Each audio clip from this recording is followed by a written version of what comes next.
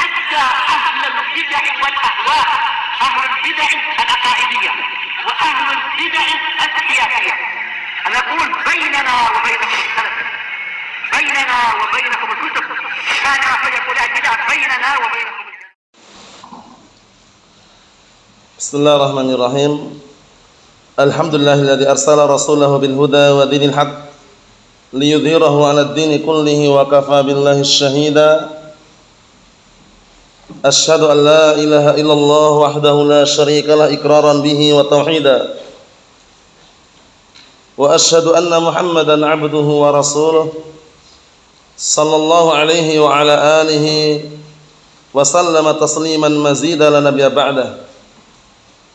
Ikhwani fid din, a'azzani wa azzakumullah, barakallahu fikum. Sebelum kita melanjutkan bacaan kita terhadap kitab kumpulan hadis sahih muttafaqun alaih yang dinukilkan atau dipilihkan dari kitab Riyadhus Shalihin karya Asy-Syaikh Abdullah Ar-Riyani waffaqahullah, hadis yang terakhir kita baca distorkan terlebih dahulu, yaitu hadis seputar ciri-ciri orang-orang munafik yang nifaknya nifak amali. Yang mana nifak amali ini tidak sampai mengkafirkan orangnya, namun kalau terus-menerus di atas ciri-ciri tersebut dikhawatirkan nanti masuknya nifak i'tiqadi.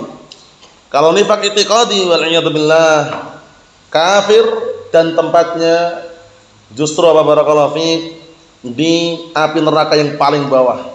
Sebagaimana perkataan Allah Subhanahu wa taala, innal munafiqina fid darkil asfali minan nar. Sesungguhnya orang-orang munafik berada di kerak api neraka yang paling bawah. Wal'iyadzubillah. Kemarin hadisnya kita ambil satu, 4 ciri khas karakter, tabiat, kebiasaan orang-orang munafik. Idza tumina khan, apabila dipercaya berkhianat. Wa idza haddatsa kadzab, apabila berkata dusta. Wa idza ahada ghadar, dan apabila berjanji mengingkari. Wa idza khasama fajar, apabila bermusuhan curang. Yang hafal tafadhalu.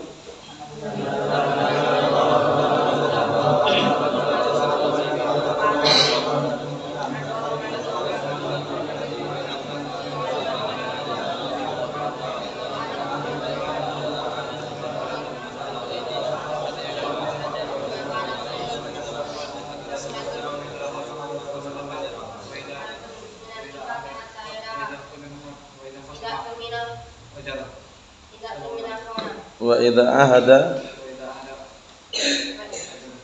wa idza ahada ghadara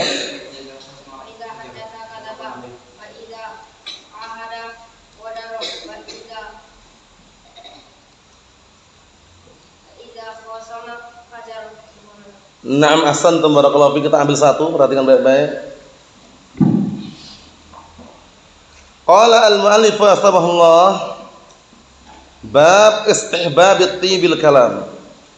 Bab dianjurkannya untuk bertutur kata yang baik. Tibil kalam itu adalah ucapan yang baik, ucapan yang bagus, ucapan yang indah, yang tidak mengandung unsur dusta, tidak mengandung unsur cacian atau makian. Itu namanya tibil kalam. Karena apa? Karena ungkapan yang bagus, ucapan yang bagus itu dinilai sedekah, walaupun bukan uang ya. Jadi jangan sampai terpetik di benak antum orang sedekah harus pakai uang terus, gak harus. Kadang-kala antum bertutur kata baik dengan orang tuanya, dengan saudaranya, dengan temannya, itu dinilai sedekah. Sebagaimana perkataan Nabi kita Muhammad sallallahu alaihi wa ala alihi wasallam dalam hadis yang lain, beliau mengatakan apa? Al kalimatu thayyibatu shadaqatun. Ungkapan, perkataan yang bagus adalah sedekah. Kita baca. An Adi bin Hatim radhiyallahu anhu, disimak. Qala sami'tu Rasulullah sallallahu alaihi wasallam yaqul, ittaqun nar walau bisyikki tamrah. Faman lam yajid fa bi kalimatin thayyibah. Masyaallah. Muttafaqun alaih. Disimak baik-baik artinya. Dari hadisnya Adi bin Hatim radhiyallahu anhu, qala, beliau berkata, sami'tu Rasulullah sallallahu alaihi wasallam, aku mendengar Rasulullah sallallahu alaihi wasallam berkata, "Ittaqun nar." Lindungilah diri dari kalian dari siksaan api neraka. Ittaqu, lindungilah. Jagalah, artinya sama. Lindungilah, jagalah diri dari kalian dari siksaan api neraka walau bisyikki tamrah, walaupun dengan secuil kurma. Walaupun dengan apa? Secuil atau sepotong kurma. Nah, Masya Allah. Jadi walaupun sedekah dengan sedikit, itu kan tolak ukurnya orang sedekah itu bukan banyak sedikitnya, tapi ikhlas enggak itu ya. Jadi walaupun tanpa sedekahnya sedikit tapi ikhlas, itu justru di hadapan Allah Subhanahu wa taala dinilai banyak. Dinilai apa? Banyak. Mafhum? Tapi kalau antum sedekahnya banyak luar biasa tapi enggak ikhlas, itu di hadapan Allah taala nilainya kecil dan sedikit. Makanya ada ungkapan yang sudah kita lewati berkali-kali. Ungkapan untuk apa? Tolak ukur barakallahu fiik besar atau kecil pahala di hadapan Allah taala apa? Ikhlas. Apa ungkapannya itu? Kam min amalin katsirin apa? Tusaghiruhu an-niyah. Wa kam min amalin qalilin tukabbiruhu an-niyah. Itu semacam kaidah itu. Betapa banyak amalan yang banyak, amalan yang besar, tapi apa? Diperkecil nilainya gara-gara niatnya. Dan betapa banyak amalan yang sedikit, yang kecil, tapi menjadi besar di hadapan Allah Ta'ala, tergantung dengan niatnya. Makanya meluruskan niat sangat dibutuhkan dan harus barakallahu fiik dalam belajar, menyampaikan ilmu, kemudian barakallahu fiik mengajari manusia, luruskan niatnya. Jangan pernah antum belajar niatnya agar apa? Mendapatkan gelar atau titel, mendapatkan embel-embel di belakang nama, LC, MSC, MSG atau yang semisalnya. DKK, DLL, bukan itu yang diharapkan dalam mencari ilmu. Tapi yang diharapkan dalam mencari ilmu apa kemarin? Raf'ul jahli an nafsihi wa an ghairihi. Itu tujuan utama. Mengangkat kebodohan dari diri pribadi baru orang lain.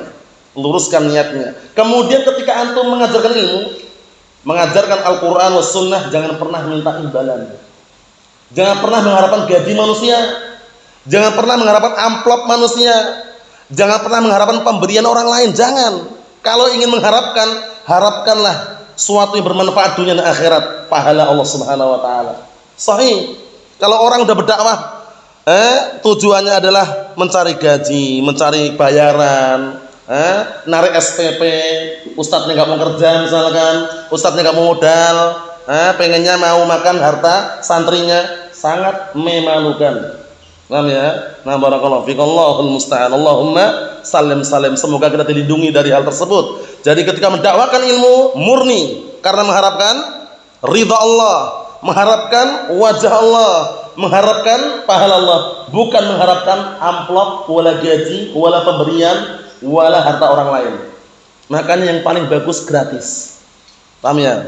Upayakan semaksimal mungkin 10 tahun yang akan datang atau 20 tahun yang akan datang antum menjadi orang-orang yang besar, yang mengajarkan ilmu. Jangan pernah buka pondok pesantren bayar. Paham ya? Nah, semoga bisa gratis. Karena sesuatu yang gratis itu barakallahu fiik insyaallah bisa diupayakan karena dia murni mengharapkan wajah Allah, bukan mengharapkan wajah manusia. Walaupun santrinya dikit enggak masalah, tapi gratis. Paham ya? Nah, barakallahu fiik, jangan ngambil harta santrinya mau uang gedung bayar, SPP, kemudian pendaftaran bayar. Kalau enggak misalkan enggak sesuai dengan apa nilainya, dia apa? Ditolak, uang pendaftarannya enggak balik. Allahul musta'an. Jangan barakallahu fiik. Antum kalau belajar di Yaman itu Darul Hadits di Yaman banyak. Satu pun enggak ada yang bayar.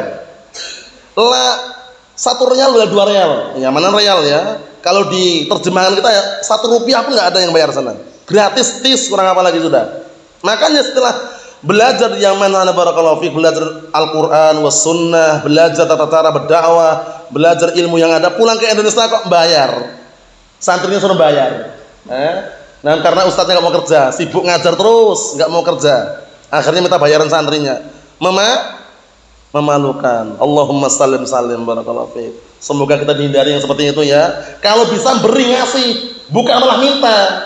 Paham ya? Itu yang paling terbaik, ngasih santrinya, kemudian memudahkan santrinya, paham ya? Nah, barakallahu fiik, bukan malah apa? Memeras santrinya. Ada kan Pondok pesantren misalkan bayar SPP nggak kuat bayar, apa dikeluarkan? Rapotnya nggak dibagikan, nggak naik kelas. Allahul musta'an. Ahlus sunnah barakallahu fiik, dakwah ala kadarnya, seadanya, tidak membebankan pihak-pihak yang lain dan tidak merepotkan, semampunya barakallahu fiik. Mampu 3 orang 3 orang, 4 orang 4 orang, nggak harus target, paling minim barakallahu fiik 30 orang, nggak harus seperti itu, paham ya? Kalaupun seandainya 3 orang 4 orang 5 orang belajar, diajari.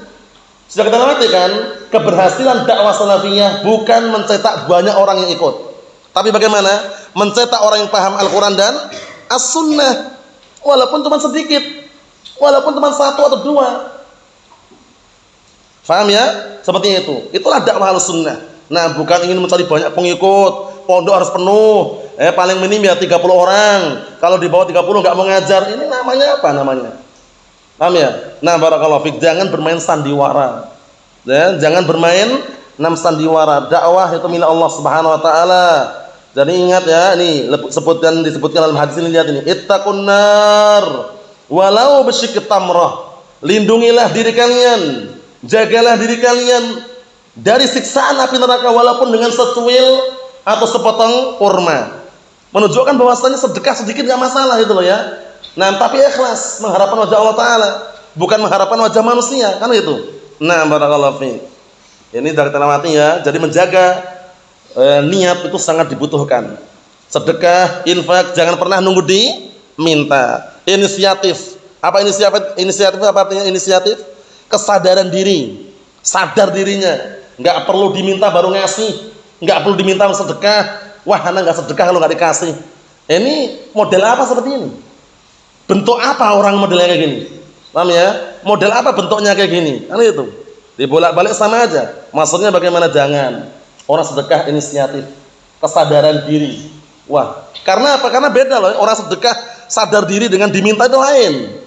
Kaitannya dengan apa ini? Kaitannya dengan walau bisyikki tamrah, walaupun dengan secuil kurma. Sedikit atau banyak sedikit?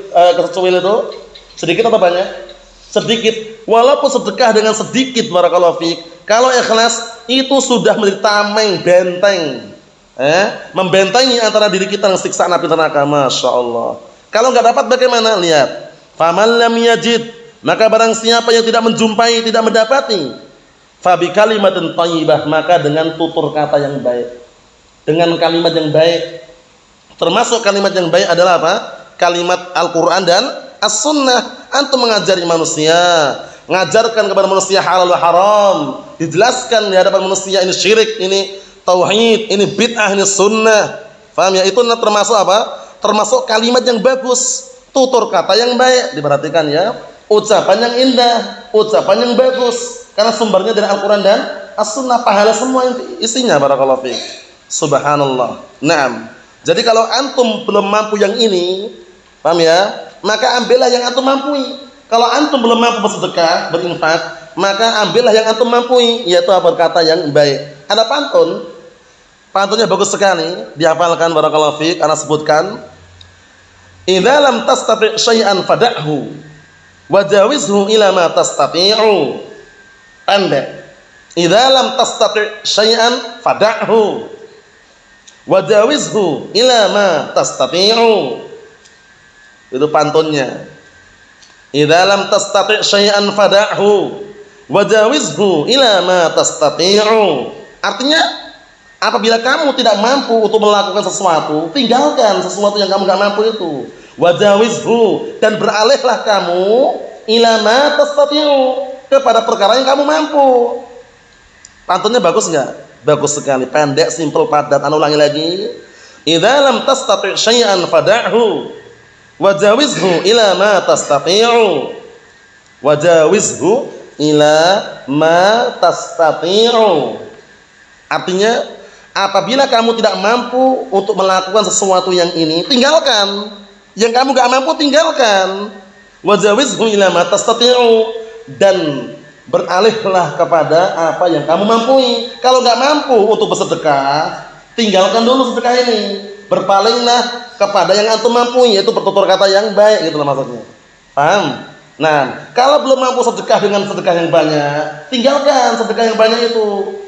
Berpaling kepada apa? Yang antum mampu, yang kita mampu, sedekah dengan yang sedikit, enggak masalah. Paham? Nah, itu makna daripada pantun dari itu. Idza lam tastati' syai'an fada'hu wajawizhu ila ma tastati'u. Ayo. Pantunnya pendek, mudah, simpel, dihafalkan. Syahidnya barakallahu fiik, hadis yang kita ambil pada pertemuan malam hari ini, motivasi dorongan pada kita semuanya agar bertutur kata yang baik. Hindari perkataan-perkataan yang berbau-bau. Nah, barakallahu fiik, cacian, makian, nyebut nama hewan di hadapan saudaranya. Paham ya? Nah, barakallahu fiik, mungkin dia lagi marah kemudian nyebutkan pada saudaranya nama hewan, jangan. Apalagi tengah-tengah Ahlussunnah, sangat memprihatinkan dan disayangkan, jangan. Itu saudara antum. Jangan antum bilang kalb wala khinzir wala kirt. Paham ya? Jangan, saudara kita. Jangan dibilang anjing wala babi wala kera. Paham ya? Saudara kita, barakallahu fiik. Makanya nama yang paling terbagus, barakallahu fiik, sudah antum punya nama, pakai itu nama. Jangan diubah-ubah lagi sudah. Nama tadi itu. Abdurrahman ya Abdurrahman. Abdurrahman maknanya memen. Ngejek namanya. Paham ya? Nah, namanya Muhammad ya Muhammad, ngejek namanya. Hanya tutur kata yang baik. Paham ya? Namanya Ahmad ya manggilnya Ahmad dengan ngejek. Paham ya? Nah, barakallahu fiik. Seperti itu ya. Jadi nama yang bagus kita ucapkan dengan nama yang baik. Dulu ketika jahiliyah taruhlah namanya misalkan barakallahu fiik, Aijo misalkan. Atau Dalijo misalkan. Setelah ngaji namanya Yusuf, namanya Yusuf. Jangan memutar kembali memori yang telah lalu. Tinggalkan yang dulu, sekarang yang baru, gitu caranya. Yang baru itu yang terbaik, namanya Yusuf. Siapa? Mas Muki akhi ismi Yusuf. Enggak usah nanya-nanya dulu nama antum siapa. Paham ya? Biar manggilnya itu nama yang baru, yang bagus. Paham ya? Seperti itu, nah barakallahu fiik. Ini perlu diperhatikan ya. Namanya Fadil, manggilnya Fadil. Nah barakallahu fiik, jangan sebutan nama-nama yang lain. Paham ya? Nah, itu sekedar sekedar selingan motivasi agar bertutur kata yang baik. Kalau bahasa Jawa namanya poyokan, haram. Jangan pakai poyokan-poyokan ya. Pakai gelar enggak masalah kalau calonnya gelarnya bagus. Misalkan Al-Bahri, orang laut. Paham ya? Al-Bari, orang daratan. Paham ya? Enggak masalah, tapi kalau dengan sebutan-sebutan poyokan-poyokan yang berbau enggak sedap, paham ya? Enggak enak didengar, ejekan, tinggalkan. Seperti itu. Nah, barakallahu fiik, seperti itu ya. Jangan sampai barakallahu fiik manggil saudaranya dengan sebutan yang tidak disukai atau dengan sebutan-sebutan enggak bagus. Namanya bagus Yusuf. Masih ada dipanggil nama jahiliyah. Allah musta'an. Nah, ada kisah di daerah Arab dulu ada orang yang dia tuh senangnya mengambil nama-nama anaknya itu dari Al-Qur'an. Dari Al-Qur'an. Cuman barakallahu fiik karena dia enggak punya ilmu, apa yang ada dalam Al-Qur'an lafaz tersebut diambil. Paham ya? Barakallahu fiik. Ada namanya lafaz Fir'aun diambil, anaknya dikasih nama Fir'aun. Kenapa? Dalam Al-Qur'an ada katanya. Paham ya? Kemudian ada nama Samiri, panggil Samiri juga. Paham ya? Itu enggak benar, harus ada ilmunya. Memang tidak semua dalam Al-Qur'an itu nama-namanya memang tidak semuanya nama-nama orang yang baik. Ada nama orang yang kafir pun Fir'aun. Masa namanya Samiri? Tukang provokasi. Yang memprovokasi siapa Samiri? Memprovokasi umat siapa? Kaum siapa? Kaum Musa. Barakallahu fiik, pilih-pilih namanya. Paham ya? Korun. Biar hartanya banyak, jangan. Nama yang bagus sudah ada di situ. Paham ya? Barakallahu fiik. Ini sekedar selingan bahwasanya bertutur kata yang baik, berucap yang baik, memberi nama kepada saudara kita nama yang baik itu termasuk anjuran yang sangat mulia dan bisa dikatakan dinilai sedekah. Al-kalimatu thayyibatu shadaqatun. Ungkapan atau tutur kata, ucapan yang bagus itu adalah sedekah. Paham ya? Kalaupun antum suatu ketika punya adik, punya anak, kasih nama yang bagus. Yusuf, Muhammad, Abdurrahman, Abdullah, Abdul Jabbar, Abdul Razak, Abdul Haq misalkan. Jangan dikasih nama-nama yang ngetren-ngetren yang enggak ada enggak ada barakallahu fiik, enggak ada artinya, bahkan cenderung ngikutin nama-nama orang kufar, ngikutin kalau bulan sekian dikaitin dengan bulan itu. Kalau misalkan ikuti hari ini, diikuti dengan hari ini misalkan. Johnny Ponsen. Allah musta'an. Jangan. Johnny Ponsen lahir bulan Juni, Senin Pon. Wah, Johnny Ponsen bulan Juni, Senin Pon. Allah musta'an. Itu namanya kurang bagus ya. Karena apa? Karena barakallahu fik tidak ada asal usulnya dari Al-Qur'an ataupun dari As-Sunnah, atau enggak pernah dipakai nama oleh para salafun saleh. Nama yang bagus, yang indah, yang ada artinya, ada maknanya. Semoga anak-anak kita demikian dengan makna yang bagus. Kan itu. Nah, wallahu a'lam bissawab. Ini yang saya sampaikan. Hadisnya satu saja. Insyaallah taala dihafalkan setelah kamu dapat temuan yang akan datang. Nas'alullaha as-salamata wal afiyah. Walhamdulillahirabbil alamin.